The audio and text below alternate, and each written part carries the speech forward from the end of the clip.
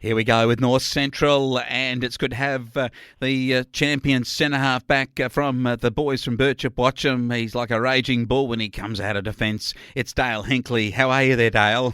Yeah, pretty good, thanks, Wayne. Yeah. Now, do you ever think about, as a cropping farmer, do you ever think about a few beef cattle? Like, given that you blokes are the Birchip Watcham bulls. No, I think, back in the day, settlement, there was obviously a few bulls around the area, and that's how we obviously got the big mallee bull down the main street. So, yeah, no, not to myself, or we haven't thought about it yet, diversifying into any cattle as of yet. It's interesting, isn't it? Because it is a great symbol of your town and the area. I'll tell you what, it was a good symbol for you last week at the home deck because you got up and you nailed Bort comfortably. 18-24, 132 to Bort, 3-3-21, and a really comprehensive win for your side. Yeah, it was.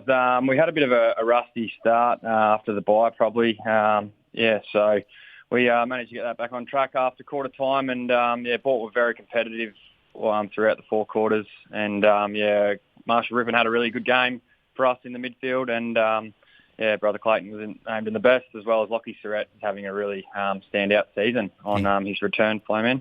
Very good. Tell you what, Lockie foot-booted 4. Now, is it right to say that the Birchip Watcham girls and Lockie's partner, they might have had a win too?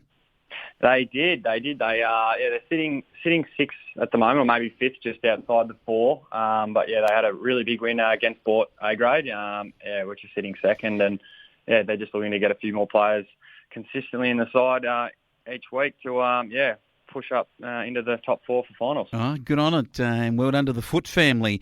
Castellano kicking 3. He's starting to find the ball a bit.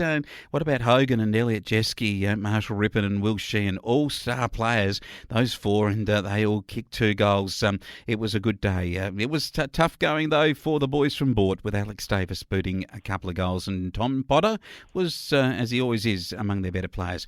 Match of the round stuff, though. It was Witcher-proof taking on Wedderburn, and in an absolute thriller, it was 9-10-64 to Wedderburn. 1-point winners over the inaccurate Witchy, 8-15-63. What have you heard about this the weekend? Obviously they've brought back Ricky Allen, which is great.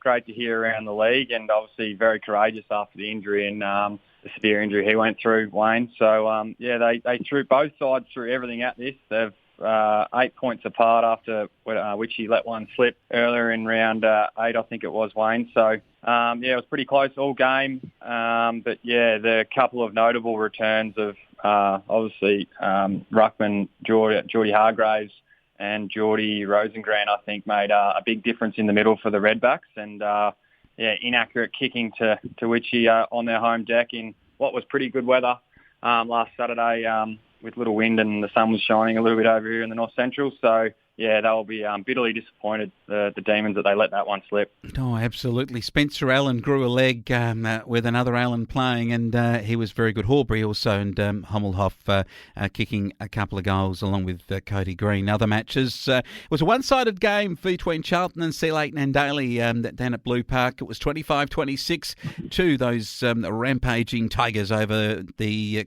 Charlton boys, 9-3, which is probably a pretty good score from them given the opposition.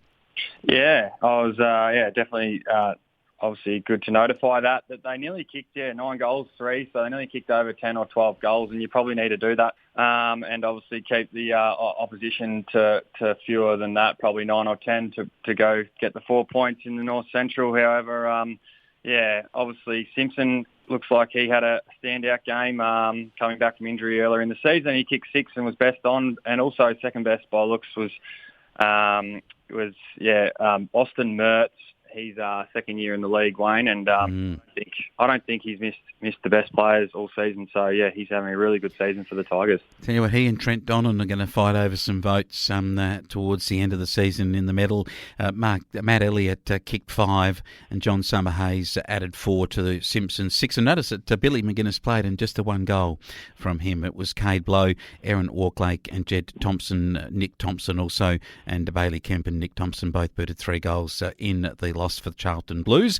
Whilst it was the match which which was the MND game, and a terrific cause. It was won by Donald comfortably 24-17 to St Arnaud 5-6, but there was a special presentation at the game. Yeah, there was. There was, Wayne. There was obviously a North Central MND round, which was with the Saints and the Royal Blues, and Matt Good, playing his 200th game, and he was got the opportunity with his father, John, I think it is, that in respect of his uncle, Matt's uncle, Tony, that they were able to, in recognition, be able to, do the toss before the game, and it was played in really good spirits following that. The bounce down, they actually led at quarter time, I think, by this scoreline here, Wayne, 3-1 to 2-4. So they, did a really good job early on. Obviously, the class of Donald over the four quarters ended up running away with it. As you said, by more than probably 15 to 16 goals. So they're obviously ticking along pretty well. Ticking along well, and had when you kick 24 goals, you expect to see somebody with 8. No, we saw Lee Burke, Blake Grant, Brodie Haddo, Josh Potter all boot 3. And then a whole heap, Bill Warren, McGough, Ross Young and Seamus Young, both all booting 2, and then a whole heap of singles, 4 players getting singles. So 12 goal scorers, all very mathematical there, 4 getting 3, 4 getting 2 and 4 getting 1. After all of that, Tyron Perry putted 2 for his side, and Bailey Gerard and Matt Good in the better players. Ryan Hards, Riley Barrick and Josh Potter are very good players, and Donald are going to be a tough team to throw this year. Tell you what, they'll be a tough team to throw, because this week they're on their home deck and the visitors are Bircher Botcham. The Bull Boys come, and can they gnaw these Donald Royals, and a magnificent game at the Donald Recreation Reserve? Yeah, we're looking forward to it, Wayne. Obviously, they took the chocolates last time in round 3 against us. Obviously we'll head down there and, have another crack at it, Wayne. So, they're in really good form. And, we've got a couple of, obviously, key matchups that'll be really good to watch. So I think the main one will probably be down our forward line will be probably James Wall might get Dylan Atkins, which has been a really good inclusion for us down the forward line as a backup ruckman as well. And Ross Young in really good form will probably likely match up against Jacob Christie, our local young gun product, who's obviously 24, 25 now, and he's really coming into his own. And then the last one that I'll probably note would be Lee Burke, who's obviously kicking lots of goals down there, seems to be pretty dynamic. Didn't play against us last time. And James Linderback for us is really lockdown backman, who's pretty fearless at it, and he's in good form too. So some really good key matchups there, and we've got a couple are out, Wayne. So a couple of boys from the reserves have got their opportunity, and Matt Berry's been kicking a lot in the reserves, and he gets his opportunity against his old hometown in Donald, where he grew up. Yeah, it's going to be a ripping game. And I tell you what, a bloke called Dale Hinkley gets a bloke from Werribee called Riley Barrick. That is going to be my jewel for the game. I think that could be very much influential in deciding who wins the match. It's top of the table. That is what it is down at the Royal Blues, that massive oval at the back of the Richardson Weir. It is going to be a beauty. What about this? Sea Lake Nandali get Witcher-proof Narrowport. I noticed Ricky Allen not selected, but 3 other Allens are. But I think the Sea Lake Nandali Tigers will get home.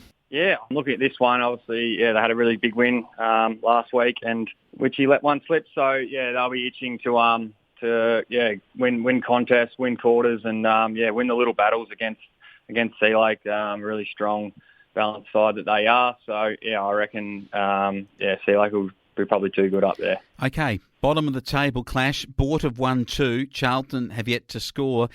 Is this a chance for the Navies this weekend? Just a little hope there for them and their supporters to get a win over at Bort? Yes, yeah. The Magpies, as I saw them last week, they were very competitive, and they're not down and out by all means. A highlighter for them last week, I thought, was Tom Potter. He's relishing his role into becoming a nice defender for them, a local product for the Magpies off half-back. But, also, I think a bit of a hunch for Charlton. Hopefully they can probably pinch one of these games. It looks like they've got a a strong list picked this week. So yeah, they're every chance. I reckon they're a real chance. I'll tell you what, this one too, Wedderburn not convincing against Witcherproof last week, and St Arnaud nailed Witcherproof also in the earlier game. So Wedderburn play St Arnaud up at Lord Nelson, and again, it's just a funny little feeling that St Arnaud can be very competitive here. Yeah, well, they've done that a couple of times this season, and they're starting to gel and being down on their home deck. I definitely think they're a good chance. However, yeah, as mentioned, the return of Hargraves, a Feeney medalist, and Geordie Rosengren, as mentioned, two quality footballers amongst the pretty hard-running side that Barnes has obviously instilled into them to take the game on and move it fast. They play a pretty good brand, and the big Lord Nelson Park, I think. They'll get over the top in the end, the Redbacks. All right, it's a fantastic season. I notice in the reserves, Donald and Birchip are also 8-1 apiece. So you're going to give us a tip on who win the reserves? It'll be a coin toss as well. That one, I think, go both ways. Pinched a couple out of the reserves this week, so. But I think that, there's been a couple of big inclusions in the last few weeks. Is Jake Noonan. He's played 300-odd games for the Birchip Watching Footy Club, and he's just slotted in nicely on the centre half back there. And, brother Jason's just making a return this week. He's getting a little bit of itchy feet, I think. Oh, good to see the engineer back. That'll be great to see what he can do. The 17s, Birchip in third and Donald in fourth. Come on, give us your tip. Yeah, well, this one here, I'm actually going to get down there early. I think it's always a good match against Donald. They always have plenty of numbers, and they've got plenty of talent coming through their list and up and into their club. So I reckon, I can't not back the boys in under 17s, the Bulls. I'll tell you, I'll back Donald in the 14s to beat your boys. I think it's second and seventh, so I reckon it'd be a big upset for you blokes to win it in the 14s. But great stuff, Dale Hinkley. The big clash coming up against the Royals for the Bulls, and all the other clashes too around North Central. And we'll catch up next week and have a look who's won and who's gritting, and we'll catch up with you then. No worries. Thanks, Flowman.